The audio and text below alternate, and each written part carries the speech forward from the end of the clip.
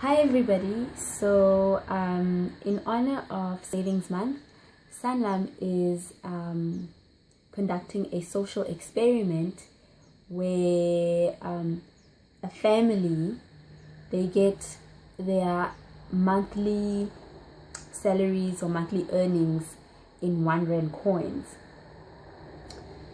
So basically this whole experiment is to see how people spend their money and if they're wise about the way they're spending their money. I think it's very important, and I think that we can all learn from it.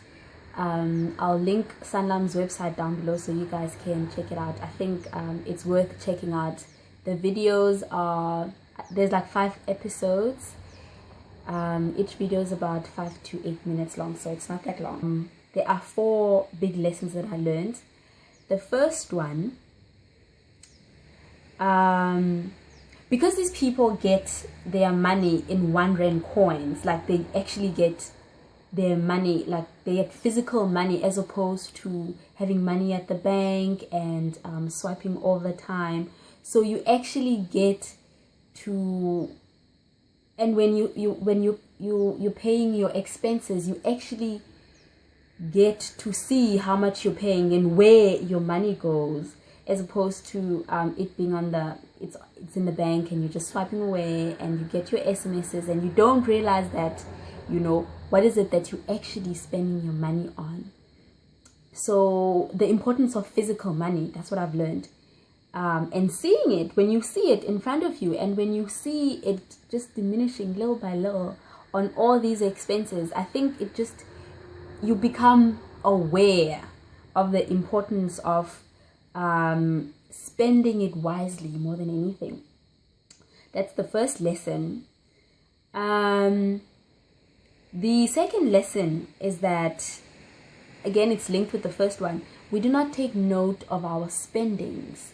Most of the times we just buy things and we do things and we do not realize just how much that is affecting us financially. All these things that we're doing, especially us ladies, hair, manicure, makeup, and all these things, and clothes. I have a lot of people I know that are just spenders and they can just buy clothes and all these things without even thinking about it.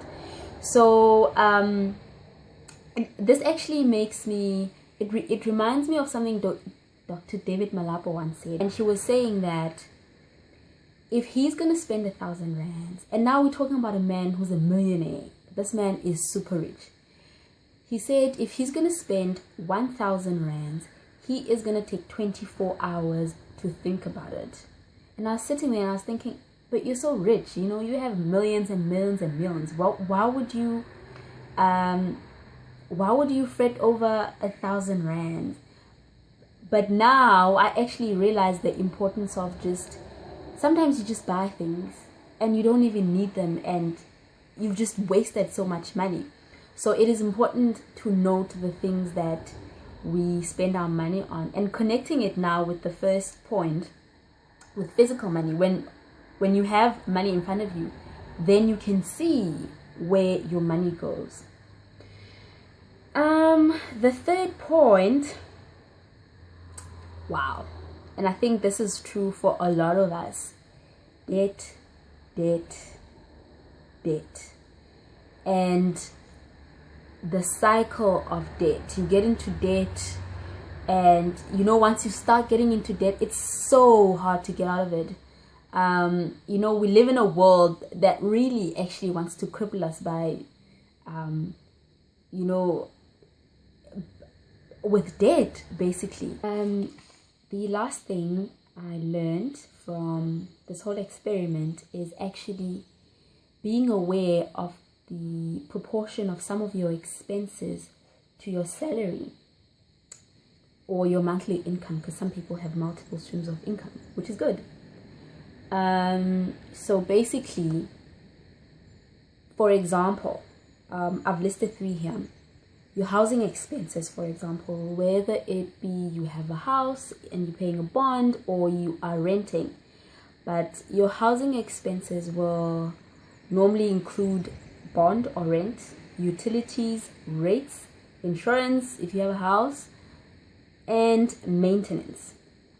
Now, all of these combined should be equal to or less than 35% of your monthly earnings.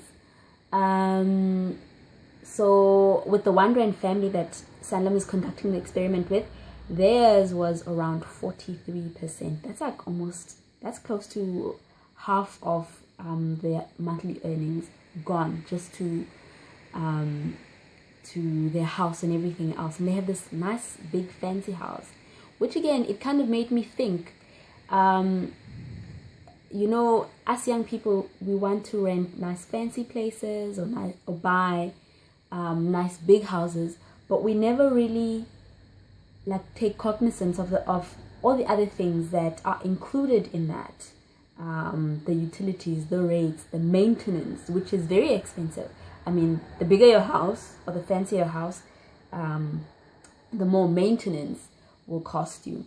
So all of that combined should be about 35% or less of your entire monthly earnings. Vehicles, yes, fancy cars, ne? For expenses include payment, insurance, petrol, maintenance, license, and this is very big in South Africa, parking. A lot of us don't actually, when we budget all these things, we never think about all the little things. In South Africa, you know, every time you go to a mall, you have to pay for parking space. If you park anywhere in town, you know, you have those parking marshals with those little things, and they put in your number plate, and when you leave, then they'll tell you, oh, this is how much you should pay them. And I think that's like a municipality thing. I'm not quite sure. It's like a municipality parking levy thing. I'm not really sure. I don't have a car. But imagine if you park at a certain spot every day, and this would like, that parking, maybe you park for an hour and it's about 5 rands. I'm not sure how much it costs.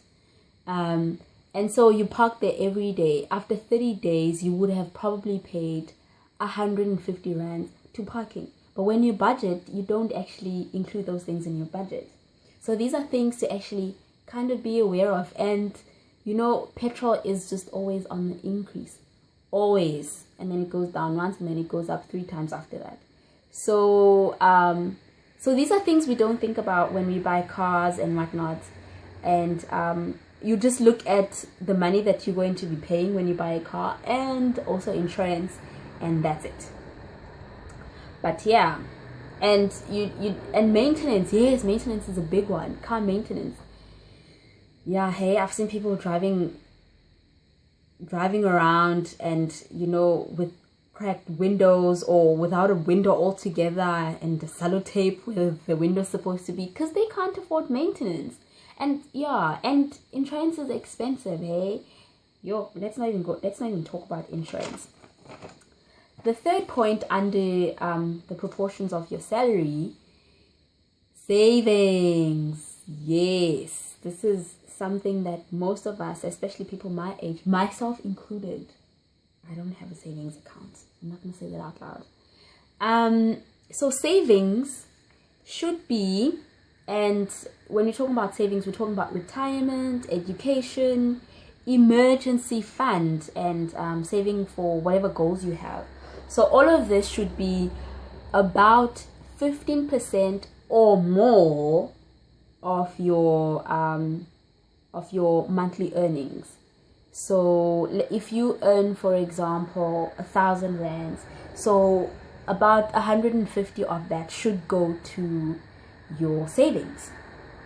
Talking about emergency fund, actually, I know I've been thinking about this a lot, but the importance of emergency fund, guys, like something can happen anytime and you don't have the money. Let's say you bump into somebody with your car, and then it becomes this big court case thing, you know.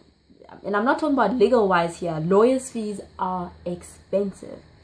So, you know, it could help in things like that. Or it doesn't necessarily even have to be a negative thing. What about when you get a job in Japan, for example, and you have to buy a plane ticket, and you have to have enough money to last you for a month in Japan before you actually get your your first salary. So, you know, emergency funds are very important, and these are things that we do not think about until we are in a certain situation and we regret that that we don't have such things as emergency funds.